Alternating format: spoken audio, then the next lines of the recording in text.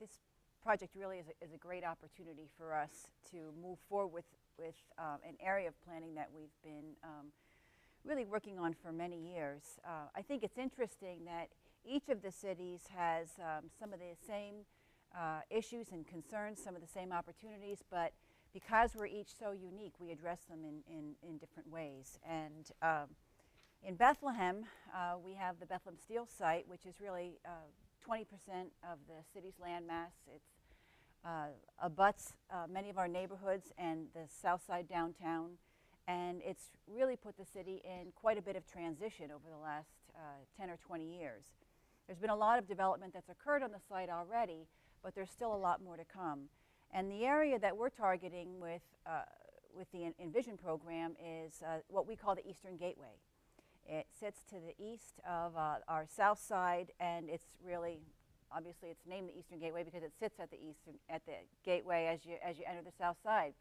There's a lot of work happening on Route 412 now. It's going to be the new gateway to the south side as it leads you to the Commerce Center and Beth Works areas of the Bethlehem Steel site.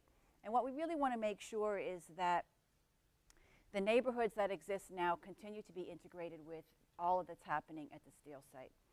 One thing that Mike talked about is having our residents be able to walk to work, and that's really the scenario that existed when Bethlehem Steel was in its heyday. Many of our south side residents worked at the steel and they could walk to work, and it's a great scenario that we would like to duplicate as new businesses come and redevelop at the steel site.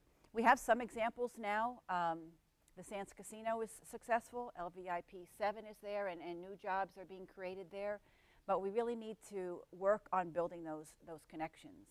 So that's one thing that we're looking at. The slide that you had in front of you really kind of shows the Eastern Gateway as it's located in South Bethlehem, abutting our residential areas in yellow. The area that's marked in pink is arts and entertainment. It's really the Beth Works site where we have now the Steel Stacks campus and the Sands Casino complex. In purple is the area of the steel site that will still remain manufacturing and warehousing, light industry. And we have seen new businesses come in there already. And then we have open space abutting that to the south.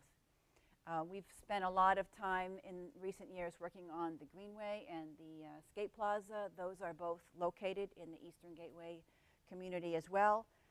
So there's a few components that the plan that we are working on now. One is to create a sense of place there. As you enter 412, basically all the signs take you to Beth Works or the Bethlehem Steel site. And there's a whole neighborhood there that's very lively. It's got a lot of great housing. There's a lot of great opportunity for infill development and redevelopment. And we really want to create a sense of place there. So that's one thing, is the sense of place and a gateway entrance. We also want to look at creating some pedestrian connections between these neighborhoods and the steel site. They're really divided now by Route 412. It's a pretty significant divide. And we want to make that connection a lot easier for people that can walk to work. Some of the other things that we're looking at are creating better connections between the neighborhoods and some of the other new amenities that are being developed. The Greenway, the Skate Plaza, the Beth Works site, and opening up the Bethlehem Steel site to the neighborhoods. We see a lot of transition in our population too. We see some opportunities for growth. Because we have a lot of vacant parcels now that have been abandoned, there's a lot of opportunity for infill development, and we're hoping that a significant amount of that will be residential infill. We think the demand is there, and we think it's a great opportunity for the south side to continue to grow.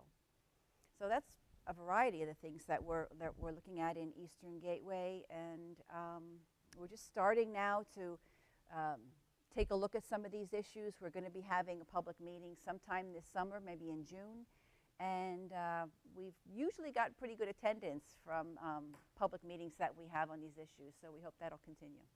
Wonderful, Darlene. And can you speak a little bit more to what types of questions you will be asking the public then as you are having these meetings? How can they be participating in this plan, and how are you communicating with them? Well, actually, we did a vision study in this area, a broad visioning study that finished up in 2011. And at that time, we did ask a lot of questions, and we got a lot of good input about the major issues that the residents have with the neighborhood. Not being necessarily pedestrian friendly was one of the main concerns, and being able to tap into some of the new opportunities was also an issue and a concern.